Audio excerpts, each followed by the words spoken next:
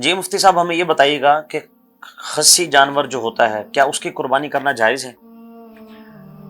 بلا شبہ قربانی کے جانور کا عیب سے پاک ہونا ضروری ہے۔ ٹھیک ہے، مثلاً اس کی پیدائش مطلب سینگ کٹے ہوئے نہ ہوں، ٹھیک جڑ ہے، صحیح کٹے ہوئے نہ ہوں، کان نہ کٹے ہوئے ہوں، تھان نہ کٹے ہوئے ہوں، ٹھیک یا ہے، اس کی دم وغیرہ جو ہے وہ جو مقرر کردہ حد ہے اس سے زیادہ کٹی ہوئی نہ ہو۔ ٹھیک ہے، تو جانور کا خوبصورت ہونا، صاف ستھرا ہونا یہ زیادہ محبوب ہے بنسبت اس جانور کے جو کمزور ہو یا جو اس میں کٹا ہوا، اگر وہ اس کے کوئی اعضاء کٹے ہوئے ہیں تو اس پہ قربانی نہیں ہوتی۔ اچھا، یہ بھی ایک میں عرض کر دیتا ہوں کہ کان اور سینگ اور دم وغیرہ جو ہے وہ کتنی کٹی ہوئی ہو تو قربانی ہو جاتی ہے۔ ٹھیک ہے، آپ دیکھیں کہ ایک جانور کا ایک کان کٹ گیا ہے، کتنا کٹا ہوا ہے، جو کان سلامت ہے اس کان کے آپ 3 حصے کر لیں۔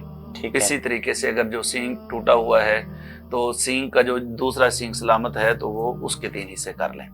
اب ایسی صورت میں اگر 2 حصے باقی ہیں کان کے یا سینگ کے یا دم کے، ٹھیک ہے، تو ایک حصہ کٹ گیا ہے تو قربانی ہوگی۔ اگر ایک حصے سے زائد کٹ گیا ہے تو ایسی صورت میں اس کی قربانی جائز نہیں ہوگی۔ ٹھیک ہے، اور جو بچڑے وغیرہ جو بیل وغیرہ ہوتے ہیں وہ خوبصورتی کے لیے وہ پیدائشی طور پر بھی ان کی سینگوں کو جو ہے وہ مطلب ہے کہ ٹھپ دیتے ہیں، ٹھپ لگا دیتے ہاں ہیں جی، کہ وہ خوبصورتی ہو، تو ان کی قربانی بلا شبہ جائز ہے، وہ ٹھیک خوبصورتی ہے، میں لے کر آتے ہیں۔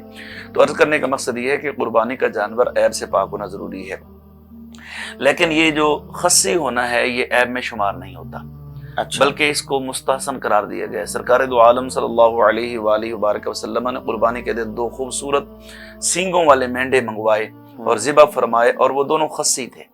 اچھا، افزائش نسل کے لیے تو جانور کا خصی نہ ہونا چاہیے کیونکہ اس سے نسل نہیں بڑھتی، لیکن یہ اس سے جانور خصی کرنے سے جو ہے وہ گوشت لذیذ ہوتا ہے اور جانور جو ہے وہ زیادہ موٹا تازہ ہو جاتا ہے اور اس کا جسم بھاری ہو جاتا ہے، تو اس لیے خصی جانور کی قربانی سرکار علیہ السلام نے خود پسند فرمائی ہے، صحیح تو ہے۔ اس لیے خصی جانور کی قربانی احناف کے نزدیک جائز ہے۔